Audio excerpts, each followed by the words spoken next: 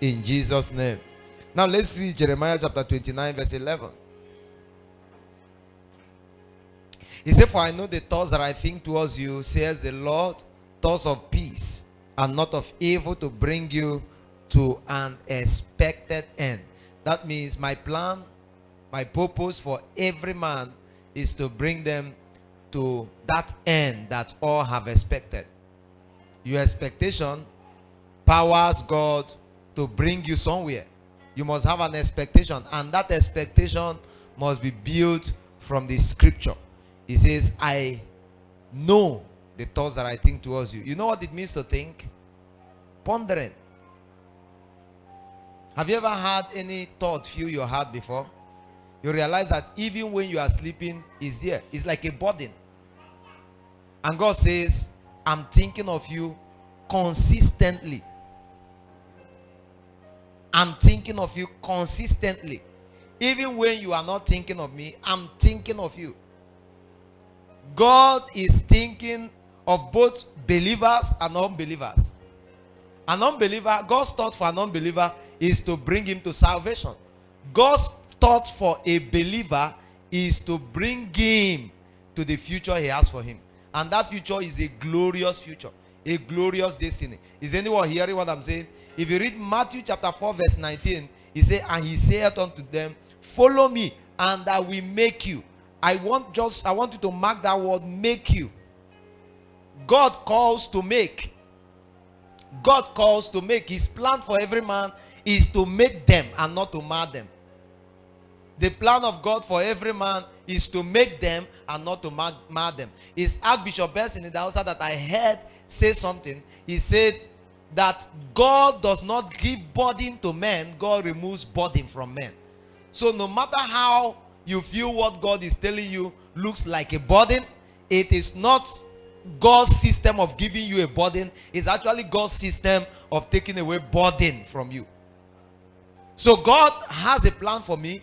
God has a plan for you. God has a plan for all unbelievers. For God so loved the world that he gave his only begotten Son, that whosoever believeth in him should not perish but have everlasting life. That John 3:16. His plan for unbelievers is that they will have everlasting life.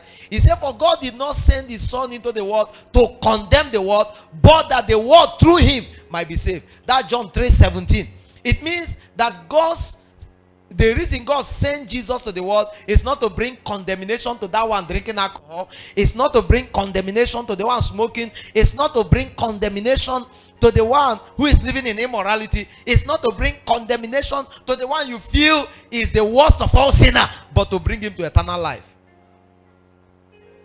The same way God is thinking to bring all unbelievers to eternal life is the same way God is thinking of you who is a believer to bring you to a future that can only be tagged the glorious one. God's future for you is dominion. God's future for you is dominion. God's future for you is multiplication. God's future for you is increase on every side. In Genesis chapter 1 verse 26, it says, come, let us make man in our image, after our likeness, and let this man we have made have dominion. Have dominion over the fish of the sea, and over the fowls of the air, and over the cattle, and over all the earth, and over every creeping thing that creepeth upon the earth. So God created man in his own image, in the image of God, consistent. Created he him, male and female. Created he them. The next verse. And God blessed them. Let us make man. God made man. After the making, he still conveyed the blessing. Let us, he says, and bless them. And God said unto them, be fruitful, multiply, replenish the earth, and subdue it, and have dominion. That's God's mandate for every man. Once you access salvation, this is the next mandate. The next mandate is that you should be fruitful. The next mandate is that you should multiply.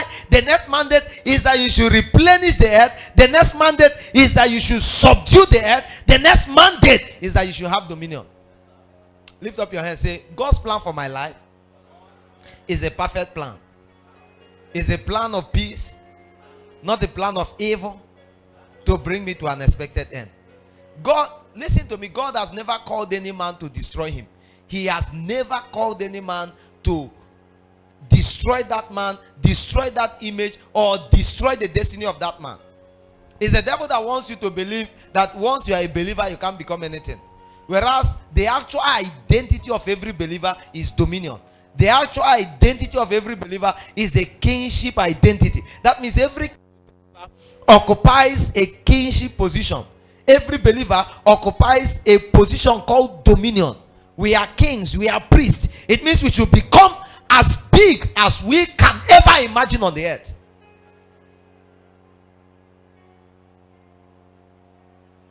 The failure of any believer ends in his head. The failure of any believer ends in his head. What you are able to believe for your life is what you become.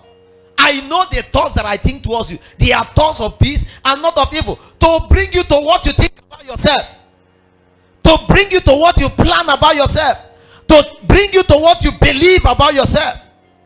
If God has saved you, he didn't save you to remain poor. If he has saved you, he didn't save you to remain struggling. If he has saved you, he didn't save you to serve others. You cannot serve two masters at a time. That's what the Bible says. You can't serve poverty and serve God. What it means to serve mammon is to serve poverty. It means all your life. What is poverty? Poverty is laboring for money. That's what poverty is. Poverty is laboring for money, working for money. That's the definition of poverty. It means that all your life you are living and running around and living life day by day because of what you want for your pocket, the money you want to be paid, the money. That's all your life. The conclusion of your existence is money. You are a poor person. And then the Bible says you can't serve mammon and serve God. You can't. You can't. It means you must break mammon, you must break poverty to be able to serve God. You must break sickness. You can't serve sickness and serve God. You can't serve bondage and serve God. You can't. Is anyone hearing what I am saying? God's plan for every believer is to come at the top, not the middle level, not the mediocre level. We are all prepared for the top. You are the light of the world. A city, not the light of the church. Pastor Charles said it. A city that is set on a hill that cannot be hid. You are the light of the world. The light of the world. He said, let your light so shine, become so big, because kings will only come to the brightness of your rising, not to your light. So it becomes an abomination that you are saved, you live your life, and you believe that I am saved into poverty, I'm saved into lack, I'm saved to struggle, I'm saved to just heavenly race. We no go tire. We don't run heavenly race at that, around a system where we are struggling and running it. We run it excitedly. So God's plan for believer is that they become big. Let me show you in the Bible, in 2 Chronicles chapter 26 verse 14. There's a man called Uzziah. These are men that God took their hands and he brought them to a point of influence. In 2 Chronicles chapter 26 verse 14, and Uzziah, God's man, prepared, he founded. It says he prepared for them throughout all the host, shield and spears and helmet. Imagine having a company that produces shield, spears, helmet, habergeons, and bows and slings to cast stones. These ones are slings you put stone and then it has ability to cast stones. One man produced it. If you go to verse 15, and he made in Jerusalem engines, invented by cunning men, to be on the tower and upon the bulwark, to shoot arrows and great stones without. And his name spread far abroad, for he was marvelously helped till he was strong. A man helped by God until he became strong. He built a company that can produce war equipment. So God's calling for you first is to enter dominion. Is that business in your hand? It says, though your beginning may be small, let your later end mightily increase. It means there's an assignment to make whatever is in your hand, no matter how little it is, to make it a mighty thing in the hand of God. The only way you stand out even among unbelievers and become a light that they can look at and follow is that which is in your hand becomes great. It's a responsibility in your hand. Though your beginning may be small, I have given you an assignment. Make your end big. What anyone becomes on the earth is totally dependent on him, not on God. If you read Genesis chapter 12, you see the account of another man called Abraham. Genesis chapter 12 verse 1. And now the Lord has said unto Abraham, get thee out of thy country and from thy kindred and from thy father's house unto a land I will show thee, and I will make thee come out from your father's house. At that age you are still living in your father's house. Come out from your father's house. Come out from your father's house. And he says, and I will make thee a great nation, and I will bless thee and make thy name great, and thou shalt be a blessing. Every believer should be a blessing. Every believer should be a blessing. Every covenant person should be a blessing. He says, and I will make thee a great nation. And what happened? I will bless thee, because I have blessed thee. You will become a blessing to others. I will make your name great, and you become a blessing. That's the mandate of every believer.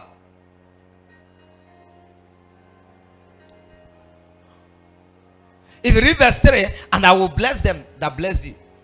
Because you have become a portal through which others will be blessed. You have become a portal. Someone gives you. He doesn't lose giving you. He is blessed giving you. You understand what that system means? It means someone gives you 1 million. He's not losing giving you 1 million. He is increasing giving you 1 million. You have become a portal for God's blessing. You know, I hear people say, when you give to pastors, do you give to God? Yes, you give to God. These are portals of God's blessing. When you give to those systems, you have received the blessing from the Lord. Is anyone hearing what I'm saying? He says in verse 3, and I will bless them that bless thee, and curse him that cursed thee. I will bless them, not something. I will bless them, plural form. It means the number of persons that will bless you bigger than the number of persons who will bring curses upon you. No matter the arrow you are receiving from men, the curses, the trouble you are receiving from men, I'll bring it to a point where the ones who are blessing you will outshine the ones who are cursing you. That's what the Bible says here. He said, I will bless them that bless thee, and curse him, not them. Curse him that cursed thee, and in thee shall all the families of the earth be blessed. In verse 4, so Abraham departed as the Lord has spoken unto him, and Lot went with him. And Abraham was 75 years. 75 years you were living with your father. 75 years you don't have anything to offer. You don't have any business. You don't have anything of your own. 75 years. That was when God came to the family of Abraham to rescue him. Imagine telling you, come out from your father's house. 75 years to a land I will show you. I have not shown you any land. Just be moving. That means the sacrifice you are going to keep paying is to listen and know when I'll say stop. You know the reason so many persons are not doing a lot for God? They are waiting for God to show them everything. He will never show you everything. The Bible says without faith it is impossible to please God.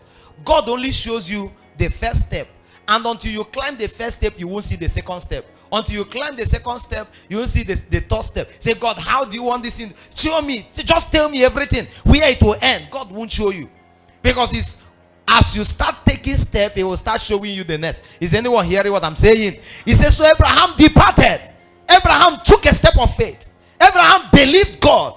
He took a step of faith. And God says, and the Lord, as the Lord has spoken unto him, and Lot went with him. And Abraham was 75 years when he took this step of faith.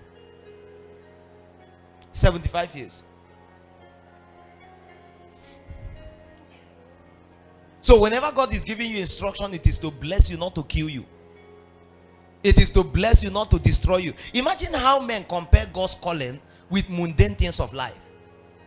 I'm calling you to bless you, because somehow you won't hear that to bless you.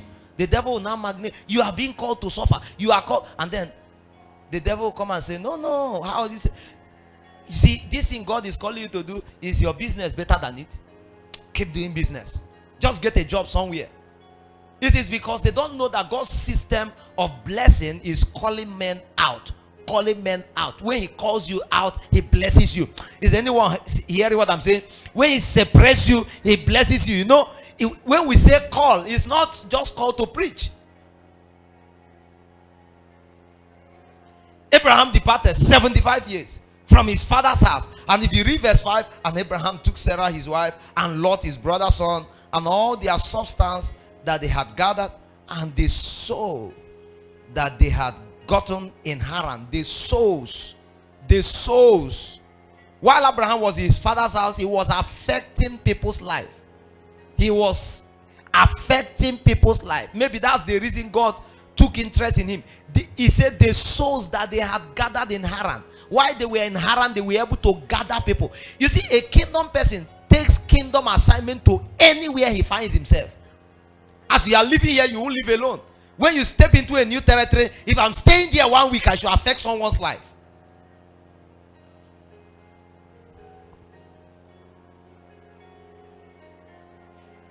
So he took souls, he got in Haran, and they went forth to go into the land of Canaan. And into the land of Canaan they came. The next verse.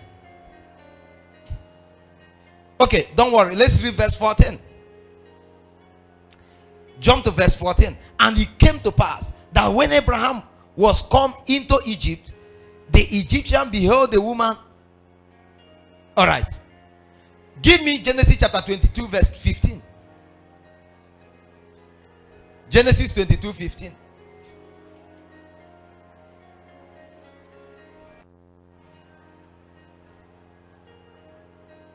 All right, can we read? Everybody want to go? And the angel of the Lord called unto Abraham out of heaven the second time. Abraham left. A test was thrown to him: sacrifice your son, your only son Isaac.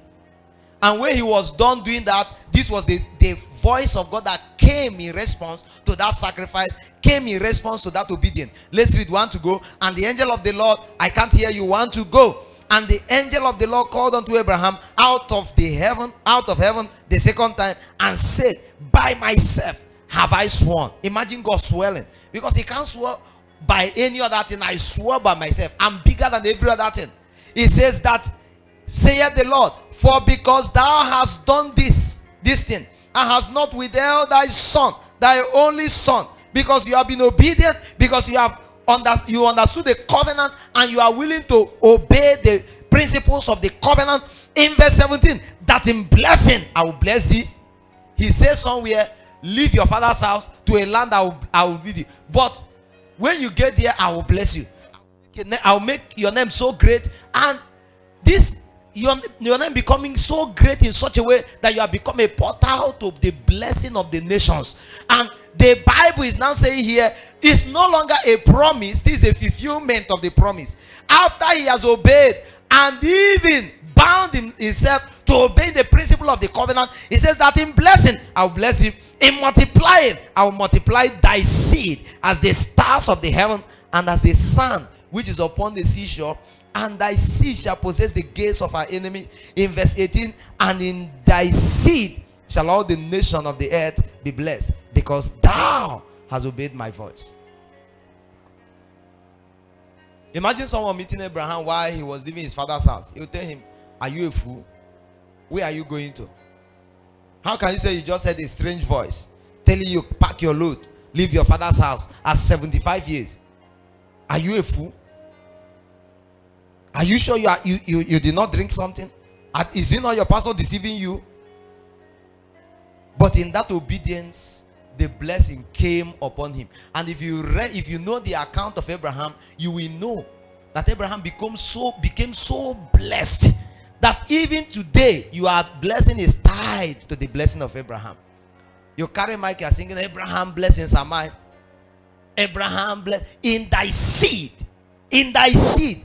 Christ became the seed of Abraham. That seed, that blessing rested on Christ. When you receive that salvation, you enter the blessing of Abraham. Because one man decided to obey God, one man took a step of faith, took a step of covenant, and in obedience to God, and in that obedience, the blessing came upon him, and he became a blessing to the nations.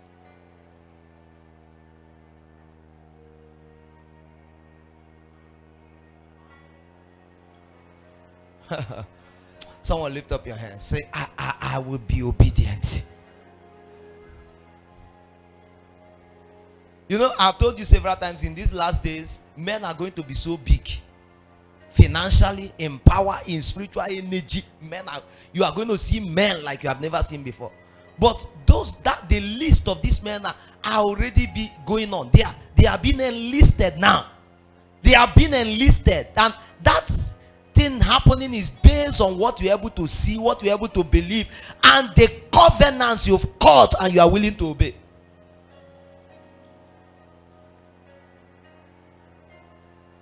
God does not take men serious until they enter covenant with him. God does not take men serious who are emotional men. God only takes covenant people serious. He only takes covenant men serious. He only takes covenant women serious. Consistently. Abraham's secret was he was a man of the altar, and he was a sacrificial man. A man of the altar. A man who is ready to give all for God. All for God. All for God. God can bless you to a point where you become a channel of blessing to the nations. That's it. The only way a man will remain poor is that he has not met you.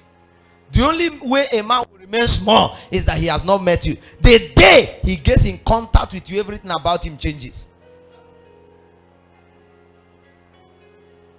You must make up your mind to become that light in these last days.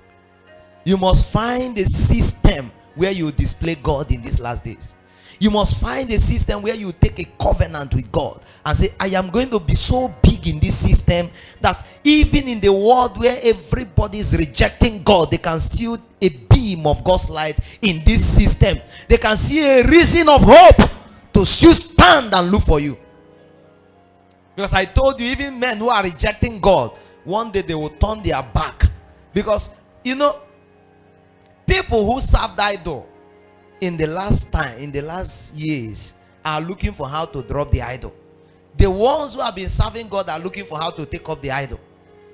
One day they will look back and want to drop it. They need to see a beam of light in that system you are built for God. Lift up your hand, say, Father, I covenant my life to become so great. Mention that, mention that system, mention the system. To become so great in this business. It's for the kingdom purpose. To become so great as a pastor. To become so great as a minister. To become so great in this. It's a covenant. Anything I need to do. If it takes me prayer. If it takes me studying. If it takes me discipline. I will do all in my power. Until I become.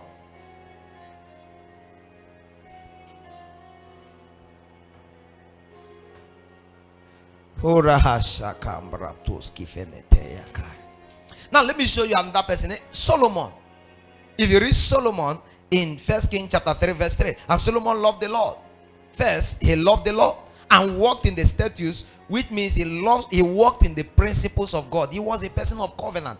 He studied to understand the principles that governs a man that walks with God, and he walked in it as David, his father. Only he sacrificed and burnt incense in high places. And the king went to Gibeon to sacrifice there, for that was the great high place. 1,000 burnt offering did Solomon offer upon the altar. Solomon offered 1,000. 1,000. I didn't say sons of Solomon. 1 Kings chapter 3 verse 3. 1,000. When I was studying this morning, I said, you know what 1,000 cow is? Sometimes when we read this, we read it like story. A man. Let's say, you know the value of cow now. Let's just say a good cow now. Maybe like 500, 600, 700,000. A good cow. And then one man bought that 1,000. That, let's say 500 cow, 500,000. And you have 500,000 times 1,000. Is how much? Is how much? 500 million.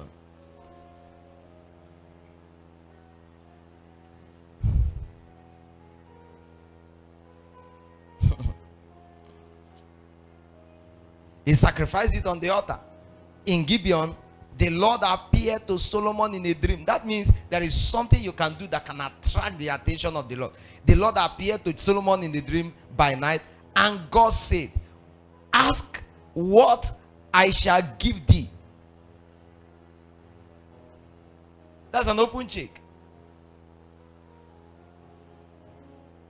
And Solomon said, thou hast shown unto thy servant David, my father, great mercy, according as he walked before thee in truth and in righteousness and in uprightness of heart and with thee.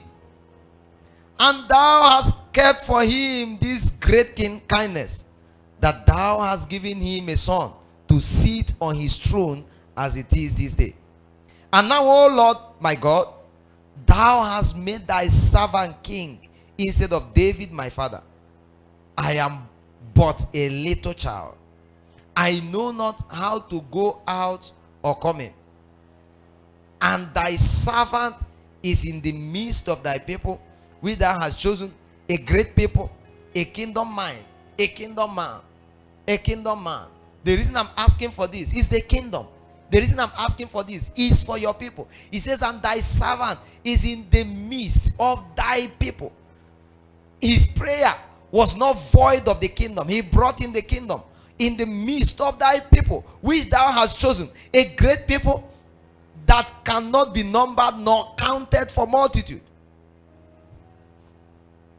He said, give therefore thy servant an understanding heart to judge thy people, that I may discern between good and bad. For who is able to judge this thy so great a people? And the speech pleased the Lord, that Solomon has asked this thing. In verse 11, and God said unto him, because thou hast asked these things, and hast not asked for thyself long life, neither hast thou asked riches for thyself, nor ask the life of thy enemies. That's what some of us pray now. Oh, every enemy, die, die, die. He says, because you have not even remembered these ones, but hast asked for thyself understanding to discern judgment. Behold, I have done according to thy word. I have released it.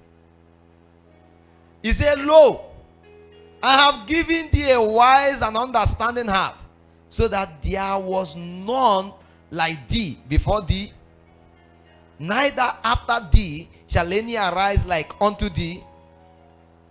How can God give a man this kind of blessing?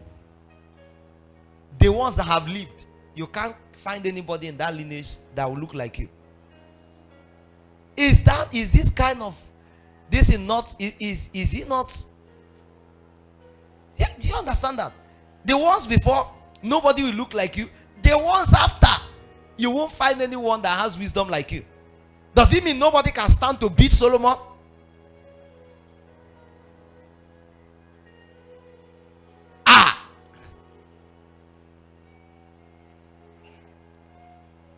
Neither after thee shall any arise like unto thee.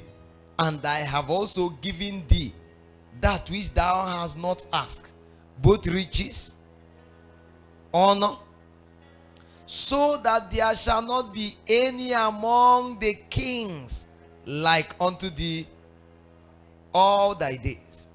And if thou walk in my ways to keep my statutes and my commandments, as thy father David did walk, then I will lengthen thy days.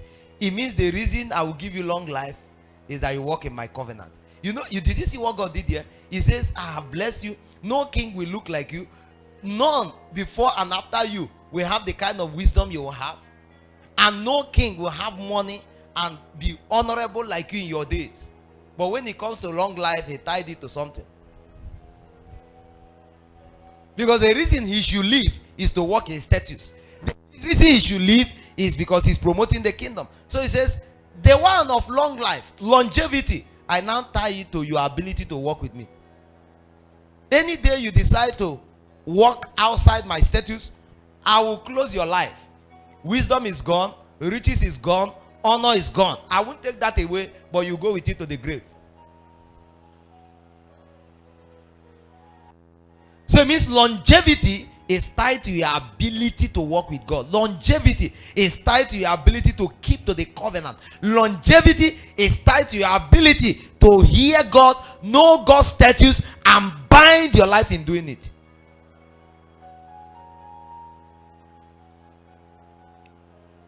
If you read 1 Kings chapter 4 verse 9 and 29, and God gave Solomon wisdom and understanding, exceeding much and largeness of heart, even as the sand that is upon the seashore. And Solomon's wisdom excelled the wisdom of all the children of the east country, and all the wise wisdom of Egypt, for he was wiser than all men, than Ethan the Ephraite, and Heman, and Chako, and Dada the son of Mahal, and his fame was in all nations round about. And he spake 3,000 proverbs, and his sons were 1,005 songs.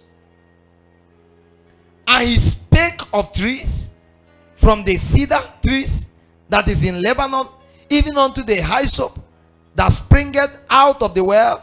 He spake also of beasts, and of fowls, and of creeping things, and of fishes. And there came all men to hear the wisdom of Solomon from all kings of the earth, which had heard of his wisdom. All men gathered to hear him. All men. I want you to know this in your jotter and never forget it in life. Sacrifice separates men from men. Ability to sacrifice separates men from men. God taught me this many years ago. He told me, I don't know why I decided to pick this out from here. He said to me, he says, everybody prays, everybody studies, but few are the ones that gives. He said, when you give, you excel above those that just do prayer and study. Sacrifice separates. Sacrifice separates.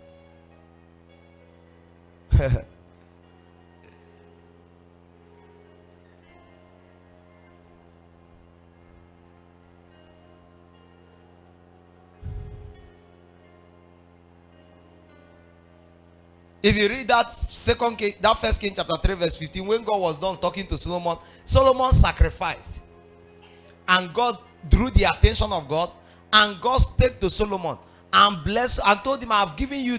And when God was done saying it, in verse 15, First King chapter 3 verse 15, and Solomon awoke, and behold, it was a dream. And he came to Jerusalem and stood before the ark of the covenant of the Lord, and offered again.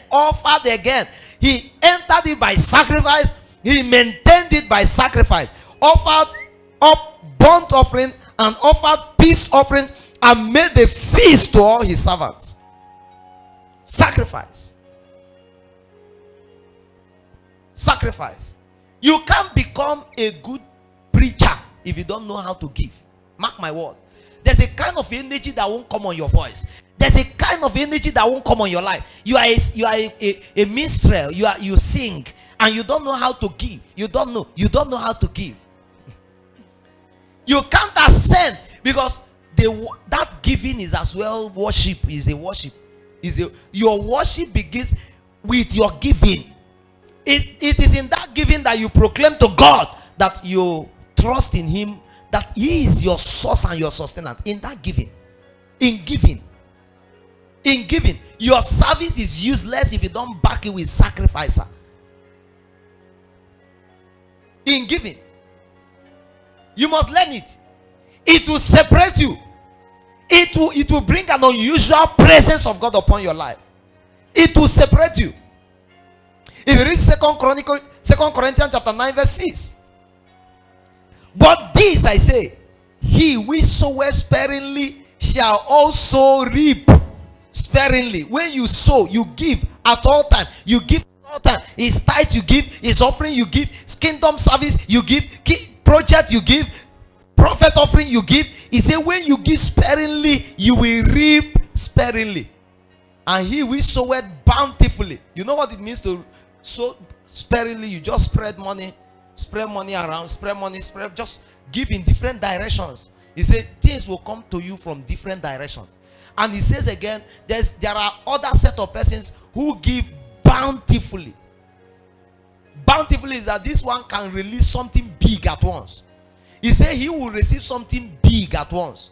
He says bountifully shall reap also bountifully. The next verse. Every man, two kinds of givers: sparingly givers, bountifully givers. And he says, every man according as he purposed in his heart, the one your heart can carry. So let him give, not grudgingly. Not the one you give and you're angry. Not the one you give and you are frowning. Not the one you give, you feel they are stolen from you. So let him give. If you don't hear this, the system of the devil coming on the earth will drown people in this season. I tell you honest truth. You know what the devil did? Before this hardship started increasing the way it's increasing, he started destroying altars of giving. He called some persons to start preaching against tithe, against offering, against systems. We are rising from different. You think the devil is not wise? Before he successfully attacked Job and destroyed Job, he was able to attack all the livestock of Job in such a way that when that attack came on Job, there was no animal to sacrifice. If you read the account of Job, Job knows how to avert the danger. He knows how to stop things against his family. He says even the children, when they go out, as they are coming back, he takes burnt offering and sacrifice to God to purify the family. What the devil did was that before he came against the life of Job, he attacked his finances. He attacked his business. He made sure he doesn't have any gold, no sheep, nothing to offer to God. And when he has succeeded in doing that, he attacked him and he succeeded.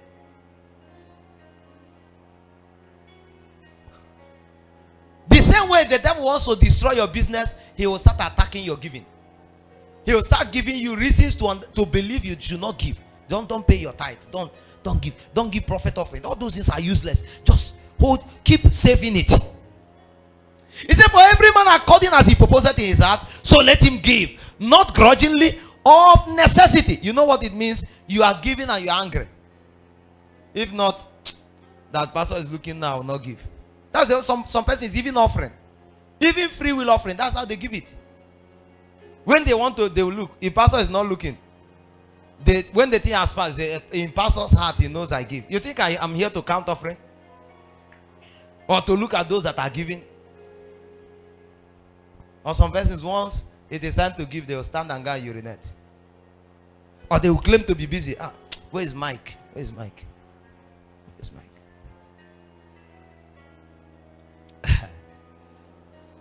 You are deceiving a God that knows everything. Let every man according as he proposed in his heart, so let him give, not grudgingly. That means one of the things that will disqualify you from receiving the blessing that comes from your giving is that you give, one, grudgingly. Two, of necessity. Of necessity is that I'm already here. There's no, if not that I'm here, I won't give. If not that they have brought me to a tight corner where I can't, you know, that kind of giving where they say, if you know you can give 1,000, come, and people are standing. You are not looking at it and say, Kai, people think I'm rich. Oh, if I don't go out now, that means the reason you are giving is of necessity. You are giving because you feel if you don't give, what people will think, what people will feel. He said, for God loveth the one that is giving, and he's giving cheerfully. What it means to give cheerfully is that you are giving in appreciation. You are giving knowing that the reason you have is because God gave to you.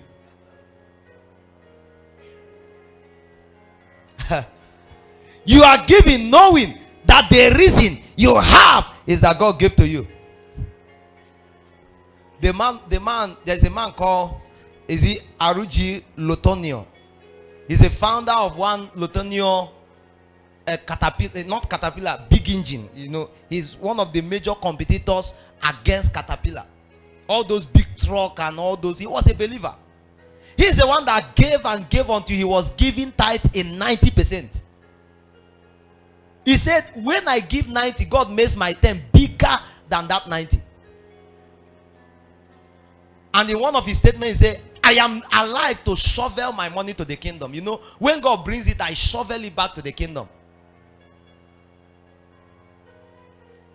You have William Colgate, who is the founder of Colgate Company. All of you know Colgate toothpaste, Colgate soap, Colgate cream. A kingdom man. Kingdom man. Kingdom man. While he was alive, he says, my money is for the purpose of the kingdom.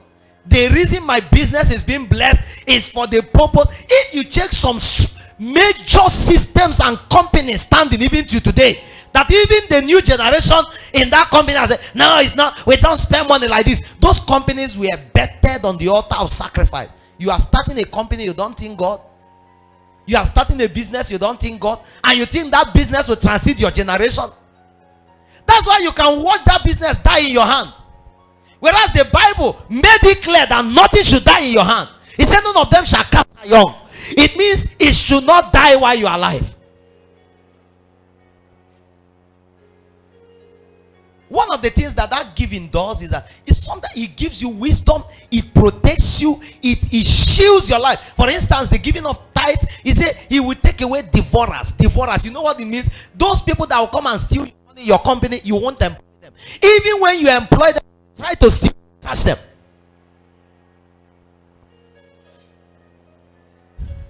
We have two systems. We have darkness and light.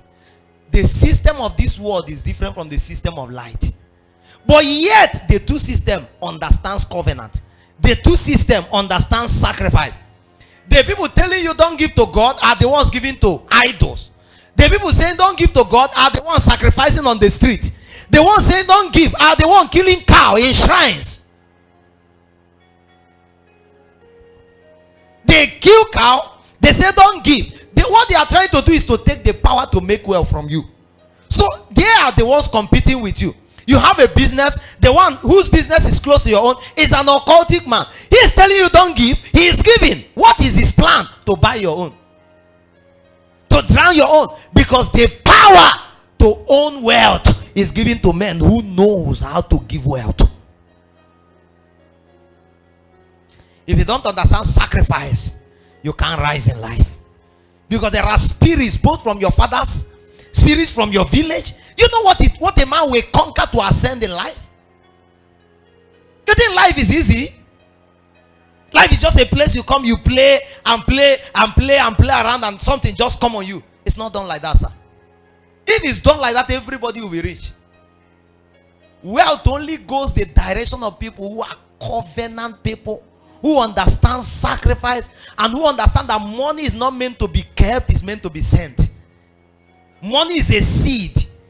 And when God brings it your way, it's so you send it. Either you send it towards the direction of something. It means money should be channeled through two things if you retain money in your hand. One is channel it back to, and two, channel to the kingdom.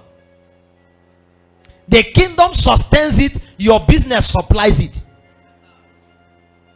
Is anyone hearing what I am saying?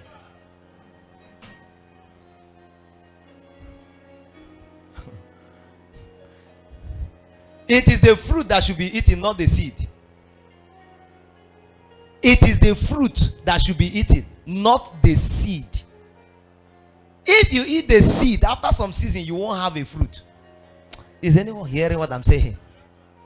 So if money enters your hand, you must learn how not to just channel this money to your mouth. Because anything that enters your mouth, you have become an eater.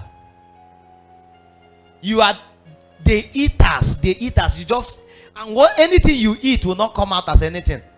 Have you ever eaten anything and you go to the toilet, use bucket, carry it again and eat? The one you ate when you were small, where is it? It's gone. Forever.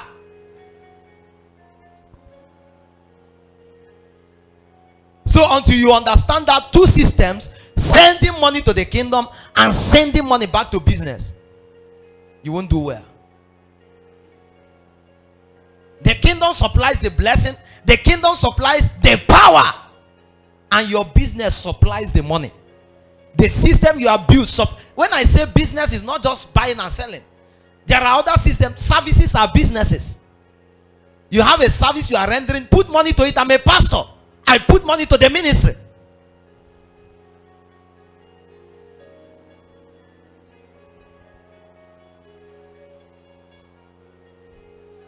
If you don't believe what you are doing to put money in it, no other person will believe it to put money in it.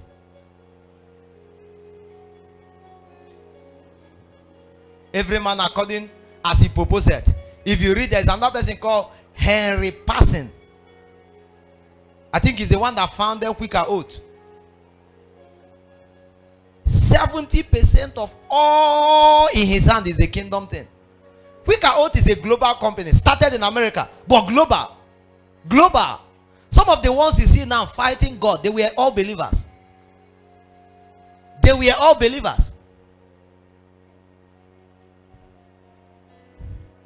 Including the almighty Elon Musk. In one of his statements, I heard him say, he said that when you read the principles of Jesus, he said, I like those principles. He said, those principles are meant for life. They are meant for anyone. Imagine someone speaking that way, who is at that height. All of them had Christian background. But now, maybe somehow money has entered. You know, there's always a bridge. There's always a bridge. Where your heart can now divert. From the source of the money to the money. You were not having money. God took you from nowhere. You didn't remember the years you were not having money. You didn't remember the years to feed was problem. You didn't remember the years that you struggled to even find money to take care of your family. And then the day God now picks you from that point and supplies money into your hand, you will forget that days and now think that money is the reason why you are alive. And money is the reason why you are living. Money is the sustenance you have. Before that money came, God took you from nowhere. Nowhere. You have history of nowhere. You can't even understand how somehow you're able to come to a point where you can now manage this. God took you from nowhere. Planned your way. Chiseled your way. Walked your way to a point where he has blessed you. And once you come to that point, you say, no, I've arrived. Now it's how to keep this money. Leave all this God thing. It doesn't work. It doesn't work. I'm advising you because the years to come will be tougher than what we are having now. But there are people you see, even in that season, they will excel above troubles. Even in that season, they will excel above danger. Even it's not what you will do then, it's what you are doing now. What you are doing now is a seed for what will happen to you then. What you are reaping now is a seed you sowed in the past. Is anyone hearing me? So every man, according as he proposed, if I were you, I will chisel my life by covenant. Lord, as long as I'm alive, as long as I'm alive, as long as, go and check our fathers, the ones that did businesses in the past, check their histories. They were kingdom people. Some of them were paying pastors. Some of them were paying salary of pastors, taking care of. That's the reason that business entered our hands. That's the reason we grew to understand that our fathers have money to even send us to school. And the ones that didn't go that route were highly occultic. They were the highest when it comes to Oboni fraternity. They were the custodians. So if your father did not go the other way and he has not told you the secret, one day he will call you inside. One day, just be expectant. Before he will die, he will call you. See that thing under the bed. That's the secret. Just carry, be drinking it every day.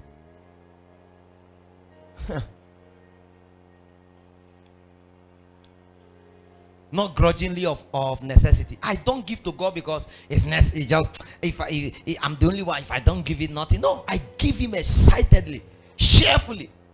When he makes demand on me for anything, I'm excited to release it. Excited. Is anyone hearing what I am saying? Yeah. It's my delight to give. It's my delight to do it. Because I know as long as I'm alive and doing it, he will always supply it for tomorrow. He will always supply. He will always take care of tomorrow. Let's read verse 8. And God is able. You see, the response of God when you now give cheerfully is that God is able to make all grace abound towards you. All grace for business, grace to multiply money, grace for health, grace for longevity. God is able to make all grace. The way to access all grace is sacrifice. All grace. He's able to make all grace to abound. Longevity is grace. Are you not aware? Longevity is grace, sir. To live in this our season, to live to 80 years, God must be peculiar with you. God must be so peculiar with you before you can live to 80 to 90 in this our season. It's a reward. It's a reward. The average age rate of people in our season is 60 and down. Go check obituaries. Check it. Yet your father is in the house. He is not dead yet. He is already 70. He is going to 80. You don't need to go to him and say, what's the secret? The generation that feel they have everything. They have the best of medical systems.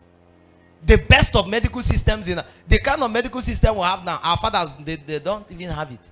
Those days, you will come to the whole state, you see one hospital. And it's few that goes to those hospitals. They just stay and depend on God to sustain them. Yet a season where we have the best of medical systems, best of banks, best of businesses, best of money. We have money more than our fathers. Some of us, the money you have now, your father didn't touch it till he died. Yet the ones that have money, better now. You see, you want to drink water, you know how to sieve it, and then you are looking. It's like there is something inside. Sieve it. Please put small touch of energizer. Just stop. You know you are educated. You now take you understand hygiene, so you are not dirty. You are the one that you know how to change your underwears every day. But your father wear one boxers for 1 month. Yet he lived longer than you. Or he lived longer than the generation because you live long. Is anyone hearing what I'm saying?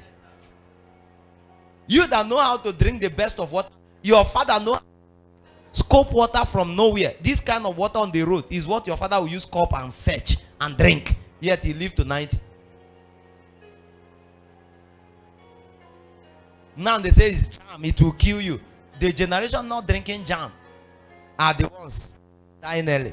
Check all obituary is from 60, 50, 55, 45, even 30, 31, 35, 60. Let's assume that the average rate is 60. How old are you now? Minus 60 from that age. No, I can't die that way. No, I won't stop that way. Huh. If you read the Bible, 60 is like a beginning of life. At 60, somebody is still, Abraham at 75. God is calling him out of his father's house. Now you will do ministry. Now if you live 75, they will say celebration of life.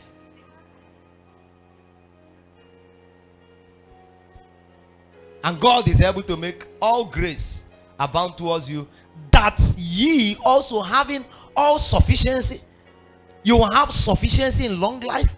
All, not just one sufficient. All sufficiency in all things. Sufficiency in life, sufficiency in health, sufficiency in all things. All things. All things may abound to every good work. You can release long life to others.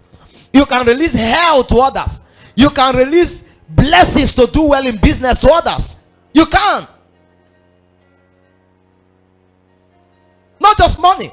If all you have in your hand is money, you are a poor man. No, money is not just the only commodity on earth.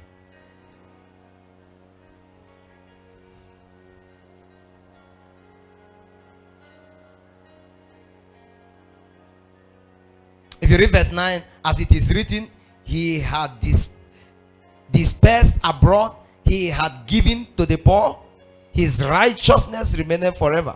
Now he that ministers seed to the sower, both ministers bread to for your food, and multiplies your seed sown, and increase fruit of your righteousness. Now he that ministers seed to the sower, both ministered bread to your food. Some translations say both ministered bread to the eater. The one making one prosper, and he's the one releasing money. He's the one making you beg for food. It's what it means. He's the one that all he provides for you is now what you eat, because you are much interested in what to eat than what you own. Is anyone hearing what I'm saying? If you are very much interested in food, you will always have food in your house. He that ministers seed to the sower. It is better you enter that train where you become a sower, where God begins to minister seed. The reason you have ability to give is because he has given you that ability. Another one that doesn't have the ability to give, he has the ability to eat. To eat. They are the ones accusing all their uncle. Why is your business not doing well? My uncle. He refused to give me money. He's a rich man. No? He was the former commissioner for agriculture. Why are you like this? My father. He hates me. He trained everybody in school. I'm the only one he did not train. You are the eater. The eater. Eater generation. Always looking for who to blame. Why didn't you prosper? It's me. Oh. That might teach. Why did you fail in school? Our lecturer is not teaching well, but others passed. The ones that passed, did they hear from their nose? If you have excuse for failure, you will always fail. Is anyone hearing what I'm saying? If you have excuse for failure, you will forget it. Forget that. Forget. You will always fail. Now he that ministers seed to the sower, both ministers bread to your food, for your food, and multiply your seed sown. Did you see I told you? That one you send, there is a multiplication effect that comes, and I say seed is sown towards two directions. One back to your business, one back to the kingdom. He will multiply that seed sown and increase the fruit of your righteousness, being enriched in everything to all bountifulness, which causeth through us thanksgiving to God. You come back and say, the reason I'm prospering is because you have prospered me. The reason this thing is doing like this is because you have released this to me. Which causeth thanksgiving. You see those ones that don't know how to. All these years I've been paying thy Lord. You have not asked him. He has not been faithful. That thing he's saying is just 1 week of tithe. He's already telling God that I'm faithful. You know I'm faithful. Why are you not blessing me, God? Ask him. If you be sincere to you, you know you are not faithful. The way people think, someone for one year has not prayed. He just wakes up one day, and then for 1 week he'll wake up. After 1 week he'll say, I'm not feeling anything. Is this prayer not working? 1 week. So you feel after 1 week you should be like Benihim.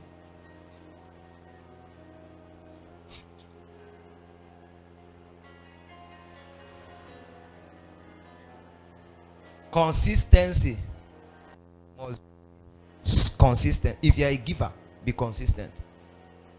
If you are a person of sacrifice, be consistent. When you enter the reaping season, it's always different from the sowing. Is anyone hearing me? Is anyone hearing me? Imagine someone gives you a bushel of rice and says, I'm giving you this to sow. I'm giving you this bushel to sow. Sow it. So that plant is so by December you can harvest. You say, this hunger, which bushel of rice? Huh? The Bible says, think not for tomorrow. What I have now is enough. The next day, the thing is on fire. What are you boiling? He said, leave tomorrow. Tomorrow will think for itself. Okay. When tomorrow comes, tomorrow will give you the thought to think for yourself. By the time others are harvesting by December, you are only seeing them carrying bags of rice coming home. Where is your own? I ate it with my family. You are the one begging now because you don't have what to eat. The one that sowed have enough to eat. Someone lift up your hand and say, Father, give me the ability to know the kingdom. Tie your business, tie your finance, tie your family to the kingdom. Tie it. Tie it. You don't have the ability to keep your children. No. You think it's cane. Haven't you seen children they are flogging? They are used to the flogging now.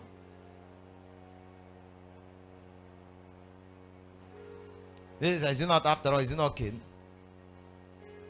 When we are in school, there are people that if you are flogging, they will stand like this. When you are done flogging, then they... It means that kind of person, if he's going to steal your phone, I say, if you steal, I'll flog you. I say, okay, I'll steal it, flog me. And to understand the way the devil is becoming wiser in our season. Darkness is covering the earth like never before. Challenge everywhere. Some of these ladies, they are danger now. Kind of sacrifice, not the way they did blood money in those days, they are doing it now. It's not to... The blood money now is just, you have accepted to be my boyfriend. And this season, they don't even believe that sex is sin. And sleep with you, that's the end. Womb gone. He's driving Benz on your womb. He'll stay in front and be hitting your head. You need to collect that Benz. It's your womb.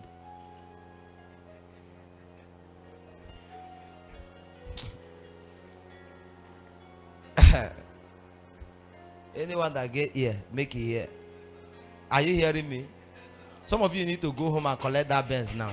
Wipe the account because it's your womb. Use your womb well because it's gone.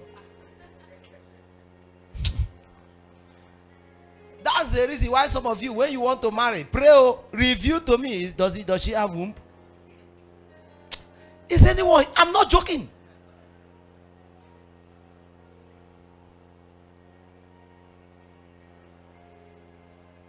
The kind of sacrifice they make in this season. And some of you who are men too, they are enticing you.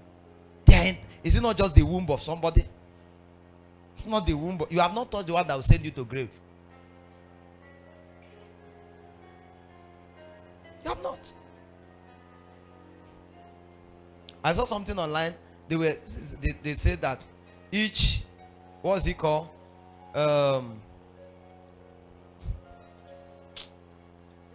For those that go to sleep with all these prostitutes around and all those, when they take that, your waterproof, that one, there is a price tag on it. If they succeed in telling you go, sir, and you tie your belt without collecting it and putting it back in your pocket, that one has money tied to it. For some of you who have gone there, you need to repent too. Let's return this thing. It's gone. It's gone. That's, when they talk this kind of, so we are holy. If you have gone and you forgot to take it, better come. Let's help you. If you can't come now, people are here. Meet me after service. Nobody will hear it. You need help. You need help. If you hide. One day in future, you will believe it's your uncle that is your problem. Whereas you are the problem. That's you are the problem. That's why there is blessing in righteousness. There is blessing in righteousness.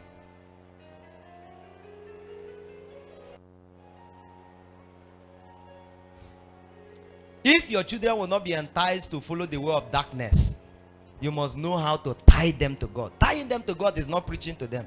It's part of it. He said, I know my servant Abraham, that he is able to command. Not just preaching, command. Command is beyond talking. Command is that you have to push their willpower to a direction you want them to think. That's command. And to be able to command that willpower, you need the spiritual energy, sir. Beyond just talking. You think advice changes anybody? Anybody you sit down here to advise now, as we are talking, they know what they want to do. Including the ones that come to your office. Pastor advised us, we have this problem. While you are talking, before they came, they have decided on what to do. It's just, let's fulfill all righteousness. Let it be that pastor contributed. So you don't advise anybody to do anything. I advise you become president. I advise you to become president. Can we be on our feet?